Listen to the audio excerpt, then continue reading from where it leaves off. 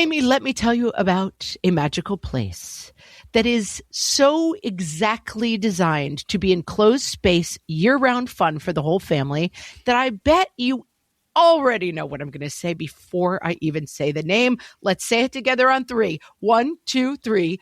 Great Wolf Lodge. You got it, Amy. My kids loved Great Wolf Lodge when we went. You probably already know that it has a huge indoor water park with a wave pool, lazy river, a bunch of massive water slides. But then your pack can hit the other attractions because wait, there's more. Great Wolf Lodge has adventure-packed attractions like Magi Quest, a live-action game kids can play throughout the lodge, plus the Northern Lights Arcade. Spent some quality time there, so your kid who loves the lazy river and your kid who loves fantasy games will both have a great time. Great Wolf Lodge also offers great dining options and complimentary daily events like nightly dance parties, all under one roof. Unpack the car once and you're settled in to have fun. And with 22 lodges across the country, you're always a short drive away from adventure.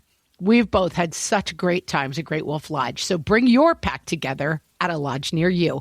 Learn more at greatwolf.com and strengthen the pack. Hello and welcome to Fresh Take from What Fresh Hell Laughing in the Face of Motherhood. This is Margaret, and today I am talking to Charles Duhigg, who is the author of the New York Times bestsellers, The Power of Habit and Smarter, Faster, Better. He is a staff writer at The New Yorker and was previously a reporter at The New York Times, where he won a Pulitzer Prize for explanatory reporting in 2013. His new book is Supercommunicators: How to Unlock the Secret Language of Connection. Welcome, Charles. Thanks for having me. I am really excited about this book. Let's start. We like to always sort of start when we do our episodes where we explore different dilemmas that parents face with the question, is this really a problem? And so communication, why is it such a problem for us humans? It seems like we should be better at this. Well, what's amazing is how often we actually do it well, right? I mean, we spend most of our days talking to other people. And somehow, despite the fact that it's so hard to figure out the right words and to understand if the other person is actually understanding you, or if it's your kids, if they're even listening to you, we still manage to transmit and share a bunch of information every single day. That being said, we all have felt that experience when we really connect with someone, right? If I was to ask you, if you were having a bad day, who would you call that would make you feel better? Does someone pop instantly to mind? Sure. My sisters, for sure. That's who I would think of. Yeah. Okay. Yeah. And so for you, your sister is a super communicator, and you're probably a super communicator back. You do the same thing for her. You guys know how to really connect with each other. Well, there are some people who can do this consistently, right? Some people who have thought just a little bit harder about how communication works. And so as a result, it's not just with the people they're close to. It's not just when they get lucky. It's anytime they need to or want to. And that's what this book is really about, is about what we know about the skills that these super communicators have, because it's not something we're born with. It's not something that, only one personality that people are charismatic or extroverts can do. In fact, it's exactly the opposite. It's literally a set of skills that anyone can learn, whether we're an employee or a parent or a kid, to help us make our way through the world. Well, and I think that's really interesting about the premise of this book, because I think that it is, being a good communicator does feel like something that can it be taught? It feels like something that is inherent to people. And I think that people feel like, well, I'm this or I'm that. I'm an introvert or I'm an extrovert. I'm good with people. I'm not good with that person is so good with people. That person is not good with people. But the premise of the book is that this actually can be broken down and figured out to a degree that I don't think we give ourselves credit for. And this is because of a lot of advances in the last decade in neuroimaging and in data collection and clever experiments that have been done. You're exactly right. We understand the science behind communication now. And as a result, we can teach it to people. And you're exactly right. There's this kind of myth that that person is just good with people. But what's interesting is if you look at super communicators, what you'll find is that very often they were people who struggled with communication at some point in their life. Perhaps they were shy and introverted, had trouble making friends as a kid. Maybe their parents got divorced and it was up to them to kind of mediate between them. Or perhaps it's just someone who felt awkward when they got to high school or college.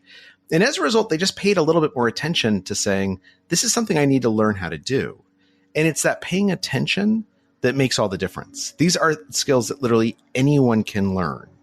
And it's just about wanting to expose yourself to them and then practicing them a little bit.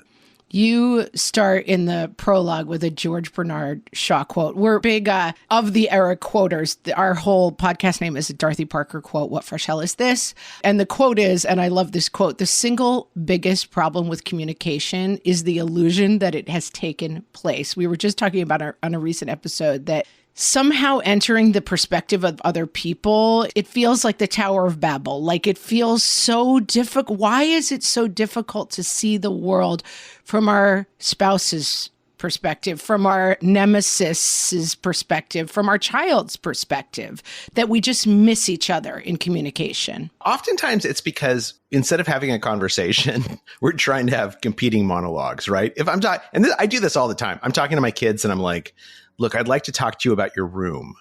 And I'm not actually looking for a conversation about their room. I'm looking to tell them they need to go clean their room right now, right? And then they have a pretty good reason why they shouldn't have to clean their room right now. And they don't want to have a conversation with me either.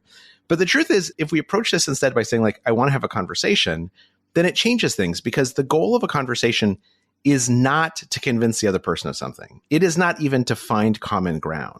The goal of a conversation is to understand what the other person is telling you and to help them understand you. And as long as you achieve that understanding, then you've succeeded in that conversation. Now, the reason why that's important is because once we start focusing on understanding, all of a sudden, a couple of things become much more important.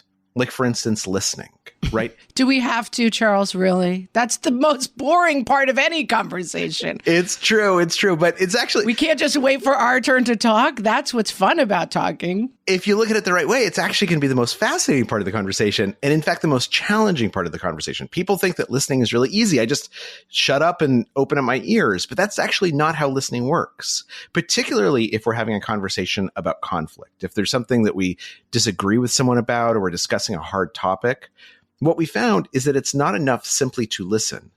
You must prove to the other person that you are listening to them. And to do that, you actually have to kind of hack your own brain to listen more closely. And there's a great technique for this. It's known as looping for understanding.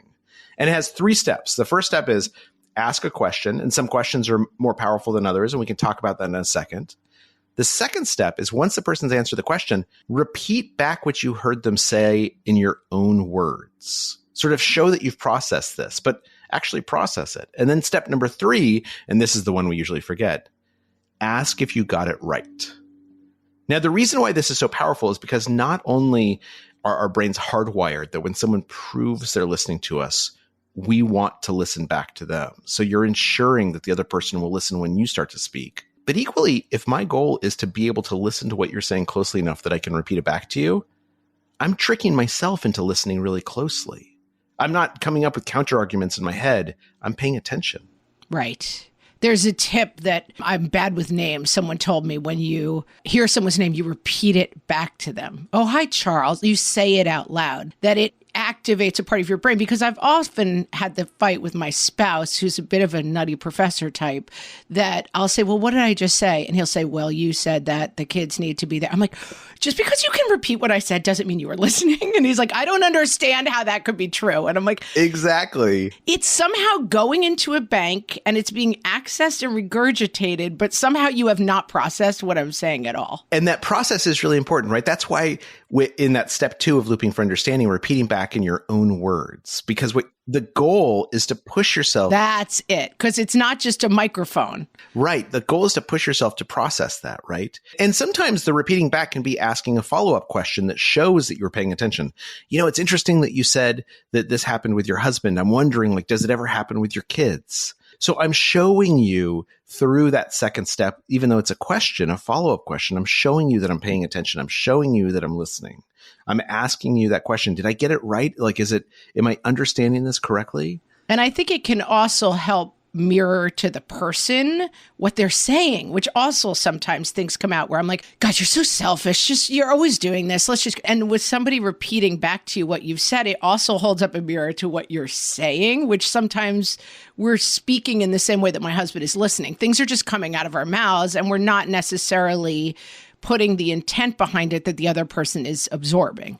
or listening to ourselves. And the truth of the matter is that third step, if you ask, did I get this right? The reason that's so powerful is because about a third of the time, the other person will say, no, like, I don't think you understood me completely. Maybe I did a bad job of explaining myself. Right. Again, if the goal is understanding, then giving someone a chance to do a do-over and say, like, actually, I understand why you think I was saying X, but what I really meant was Y. That's really, really valuable, because think about how many times we don't do that.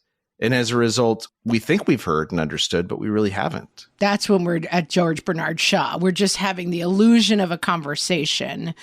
This seems like a lot of work, Charles. Do we have to do this in every interaction we have? This seems like a lot to me. The nice thing is, it's actually not a lot of work, because our brains have evolved to do this naturally. We all have these communication instincts. If you think about it, communication is humans' superpower. It's the reason Homo sapiens have done so much better than other species, is because we can use communication to share knowledge, to build families and communities and cities and nations. It has been throughout history the superpower that has put us at the top of the apex. Now, that being said, the reason that superpower exists is because it evolved within our brains. And so our brains have all these instincts on how to communicate. And oftentimes, our brains evolved in a very different world. Oftentimes in today's world, we can get out of touch with those instincts. We can forget what we know. And so part of learning these skills, such as looping for understanding, is just to remind you of what you already know. It's not hard to keep in mind, and it's not hard to do, because once you make it into a habit, once you say, like, actually, I'm just going to automatically loop folks, then you find that you do it without even thinking about it. I find I do it all the time now with my wife and with my kids and my coworkers. It's a pattern that it's very easy to fall into once we're aware that it's a good pattern to have. I love it. All right. I'm talking to Charles Duhigg, the author of Supercommunicators, How to Unlock the Secret Language of Connection. And we'll be right back. Hellions, it's time for some spring cleaning, and I don't just mean the coat closets. Doing your financial spring cleaning can actually be super easy when you let Monarch do your financial spring cleaning for you. One dashboard that gets your entire financial life organized. No more clutter, no more mess, no more logins scattered everywhere, just accounts, investments, property, and more, all in one place. Get your first year of Monarch for half off, just $50 with promo code FRESH. Monarch allows you to look not only at what you've already spent, but also to plan for the future. With Monarch, you can set savings goals, plan for big purchases, and notice spending trends before they become a problem. I can generate cash flow reports that show me what we spent this quarter, this month, what we're probably going to spend next month, and feel prepared, organized, and knowing how to plan for the future. No more surprises and a lot more clarity. Try Monarch. Use code FRESH at monarch.com to get your first year half off at just $50. That's 50% off your first year at monarch.com with code FRESH. Amy, when I'm having a good hair day, it usually makes my whole day better. And that's why on every day, I'm taking Nutrafol. Nutrafol is the #1 dermatologist-recommended hair growth supplement brand. And it's the #1 hair growth supplement brand personally used by dermatologists. Nutrafol's hair growth supplements are peer-reviewed, NSF certified for sport, and clinically tested. Nutrafol offers multiple formulas for men and women, tailored to different life stages and lifestyle factors, so you get support that's actually right for you. Adding Nutrafol to your daily routine is easy. Order online, no prescription needed, with automated deliveries and free shipping to keep you on track. Let your hair be one less thing to worry about. See visibly thicker, stronger, faster-growing hair in 3 to 6 months with Nutrafol. For a limited time, Nutrafol is offering our listeners $10 off your first month subscription and free shipping when you visit Nutrafol.com and enter promo code LAUGHING. That's Nutrafol.com, spelled Nutrafol.com, promo code LAUGHING.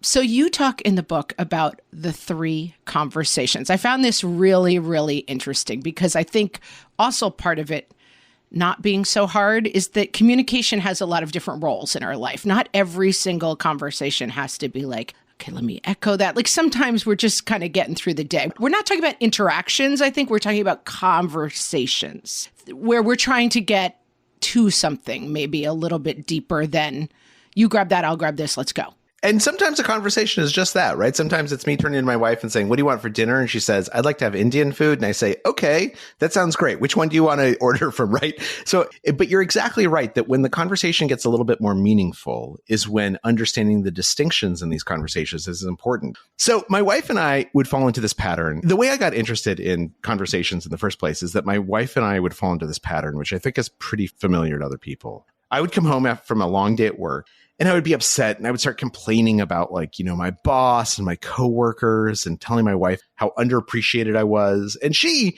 very reasonably would suggest some solutions. She would say things like, why don't you take your boss to lunch? And if you guys can get to know each other, then it'll probably be easier for you to work with each other. But instead of being able to hear her, I would get even more upset. And I would say you're not listening to me and why aren't you supporting me? And you should be outraged on my behalf. And then she would get upset because I was ignoring her good advice. This is the conversation we have all the time with our kids, right? Like, oh, my teacher said you're a jerk. Teachers should be respected. It's like, whoa. That is not. I often will say to my husband, who likes a good intellectual debate, I don't need the devil's advocate to show up during this conversation at all. I want you to get a baseball bat and just wail on this person with me intellectually, because I don't need to hear that they may have a point. I'm not at that place. And it's like, whoosh. That's exactly right. Okay, so what's going on there? Why are we missing each other? Well, what the researchers told me is it's because of what we've learned in the last decade, which is that we tend to think of being a discussion as being about one thing, right? It's about, where we should go on vacation next year, or what we should do to help bring up Jimmy's grades or something like that. But actually, every discussion is made up of different kinds of conversations. And in general, almost all those conversations fall into one of three buckets. There's practical conversations where we're trying to make a decision together. We're trying to solve problems. Then there's emotional conversations where I come and I want to share with you what I'm feeling, but I don't want you to solve my problem, right? I'm like your kids and I don't want the advice. I want you to empathize with me. And then there's social conversations, which is about how we relate to each other and how we relate to society. And if we're having different kinds of conversations, we'll have real trouble hearing each other and connecting. Within psychology, this is known as the matching principle, that in order to really connect and be able to hear what the other person is saying, we have to have the same kind of conversation at the same time. Let's just geek out on the phrase neurally entrained. Yes. So that's exactly what happens. This is the matching principle, right? So there's diagrams in the book, or not diagrams, just pictures. But it's kind of cool when you see it. Like inside one person's head is like swirlies and the other person's head is a podcast, a line. Right. And you want the pictures to match up, right? That's what it means to be neurally entrained. Exactly. So when we actually connect with someone, when we're having a real conversation with them, what happens is that right now, for instance, our conversation, even though we're separated by thousands of miles, if we could detect it, what we would see is that our heart rates are starting to match each other. Our breath patterns are starting to match each other. And most importantly, our brain activity, our neural activity is beginning to look similar. And if you think about it, that's what communication is, right? That I can feel an emotion or I can have an idea and I describe it to you and you feel the same emotion or you have the same idea. Our brains begin to become what is known as neurally entrained. And this entrainment is the goal of communication.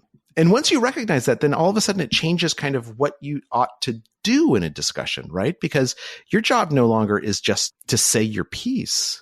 Your job is to figure out how to connect with the other person. Wow. And so you talk about these three conversations in the book as you list them. What's this really about? Is the conversation, how did you say it? Say it again? The practical conversation. The practical conversation. We're trying to work something out. What's this really about? Yeah, what are we talking about? How do we make a decision together? How do we feel is an emotional conversation. And then who are we is the social conversation.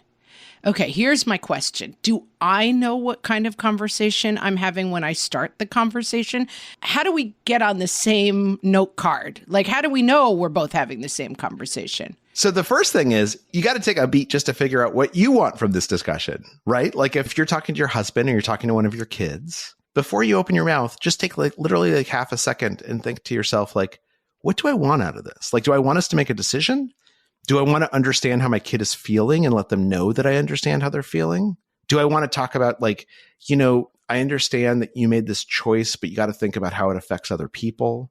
And then to figure out what kind of conversation the other person wants to have, you should do this thing that's called asking a deep question. And a deep question is just a question that asks someone to talk about their values or their beliefs or their experiences. And it's really easy, right? It doesn't have to seem deep. It doesn't even have to feel deep. It can be as simple as, instead of asking your kid, how was today, asking them, what was the best part of today? Like, what's your favorite class? What's the class that you look forward to? Because in doing that, what you're doing is you're asking them to talk about what they believe or what they value.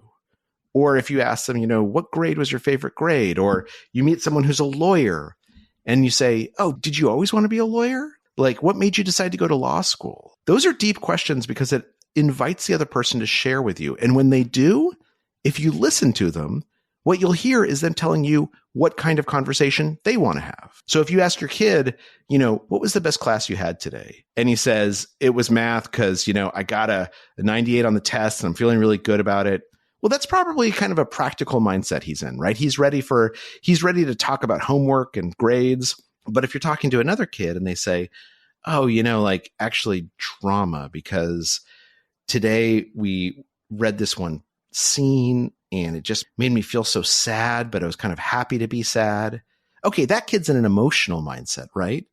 And then we can decide how to match them. And that doesn't mean that we have to match them, right? We can invite them to match us and say, I want to hear more about drama, but let's talk about homework for a second. I need to get practical with you. One of the things that schools teach teachers to do in order to make this easier is that if a student comes up and they have a problem or they're upset about something, the teacher should ask, do you want to be helped? Do you want to be heard? Or do you want to be hugged? Hugged. We've definitely heard this. Heard, helped, or hugged. We've definitely heard this on the podcast. And those are the three kinds of conversations, right? And it's smart. Yeah, that's right. Yeah, it's the practical conversation, the social conversation, and the emotional conversation. Exactly right. And my wife and I do that. It sounds like you do it with your husband. Like when I start complaining now, I try to. Mostly I just yell and scream and say, that's not what I need. That's right. But when I start complaining now, what she often says is, do you want me to help you fix this problem or do you want me just to listen to you? And you know what? I appreciate it so much when she asks, because until that moment, sometimes I don't know. And it helps me figure out. Right. Well, that's exactly the kind of mystery for me that I think that you're solving for me is, do we even know what kind of conversation we want to have?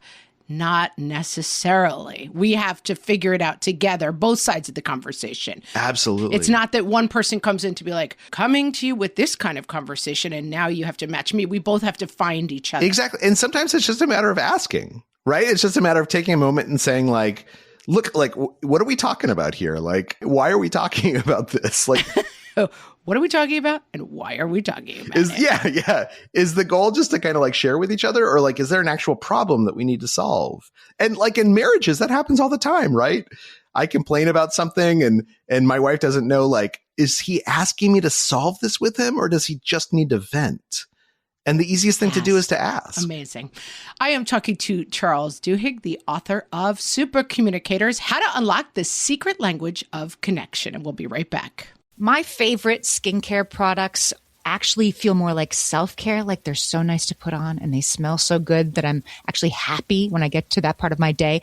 And I swear that is how I feel about Osea's anti-aging body balm. Amy, you are usually the lotions and potions queen on this podcast, but I have to say, hard agree. Osea's anti-aging body balm is a liquid silk body balm that combines the lasting hydration of a lotion with the firming power of a serum, leaving skin smoother and firmer. This body balm is clinically tested and designed to deliver visible results you can see and feel. So we've gotten to use this product for a couple of months now, and I swear I have really noticed firmer and smoother skin, like on the back of my hands. It's like getting a mini spa treatment from head to toe. Get a spring-worthy glow with clean, clinically tested skincare from Osea.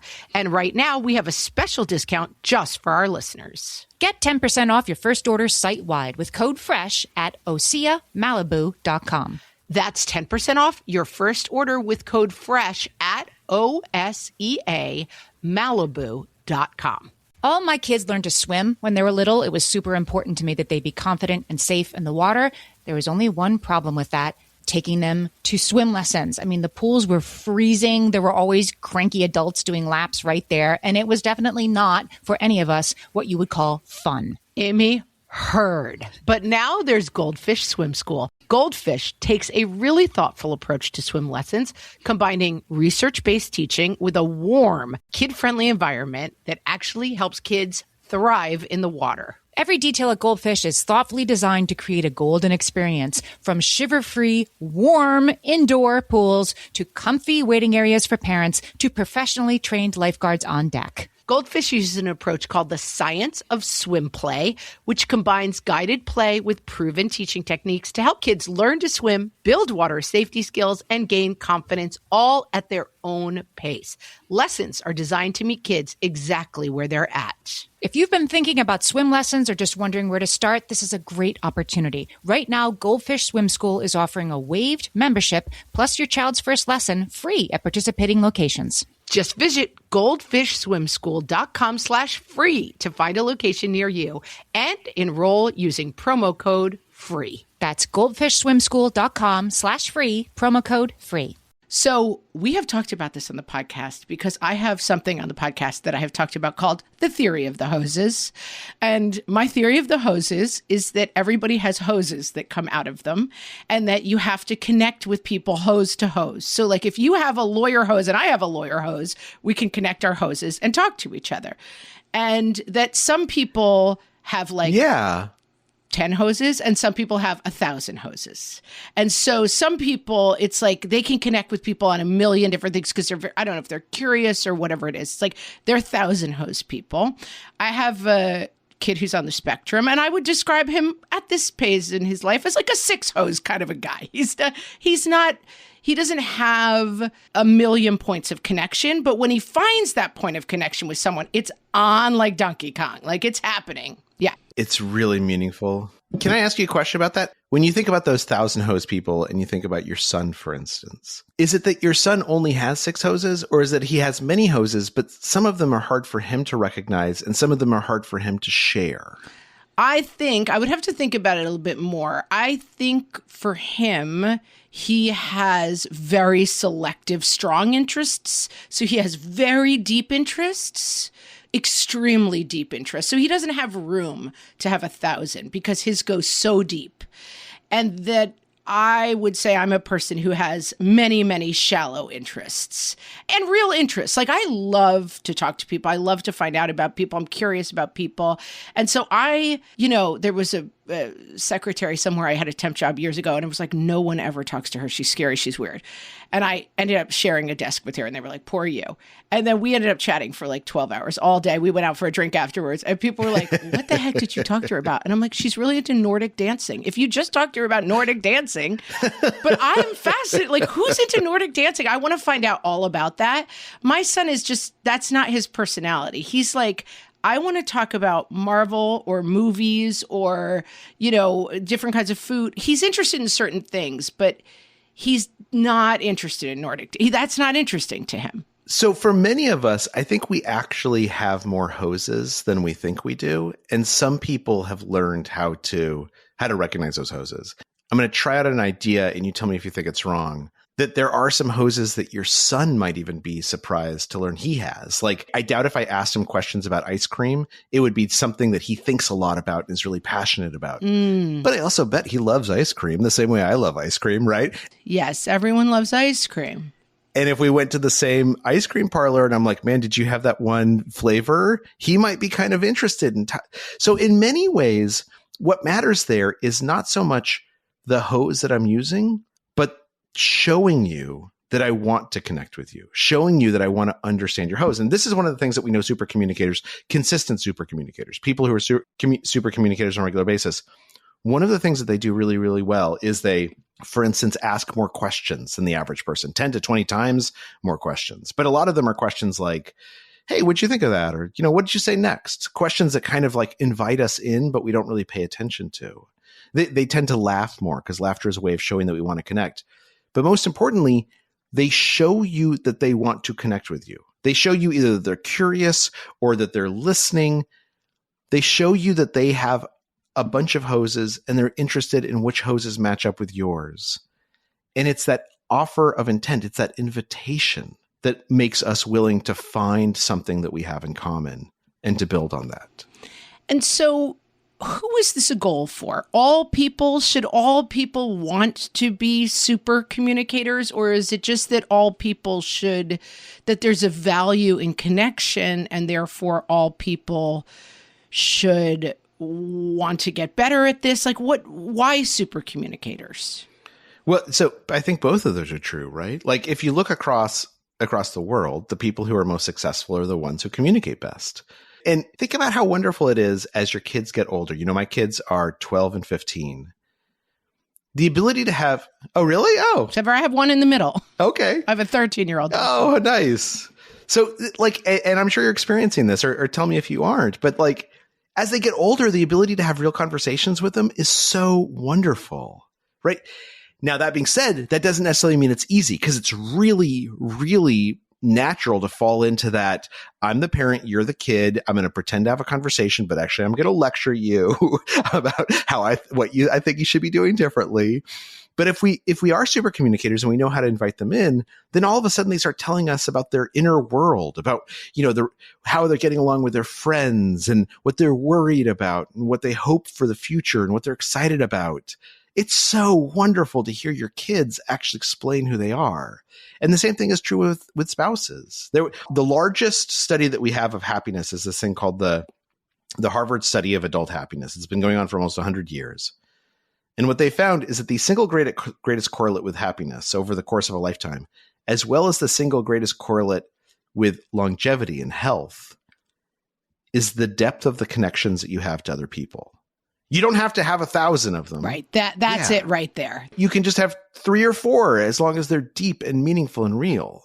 And the way that we create those connections is through conversation. Right. That's the crux of it right there. It works in our relationships with our kids, with our spouses, but it's also, and you talk, and we didn't get into it that much, but I want to just touch on it before we finish, that identity sometimes gets in the way of these conversations. Clearly, racial identity, political identity, as we see now in our country, like tribes and people who identify first as a political identity and lose an ability to connect with each other at all. And it really spoke to me. I think that this happens a lot to moms. Like, are you this kind of mom or that kind of mom? And these kind of moms do this, and this kind of mom does that. And that we lose our ability to connect with each other because identity starts to get in the way of that. So can we talk about that? Sure. And we know a lot about how to overcome that. And you're exactly right. The thing that gets in the way is when we have one identity,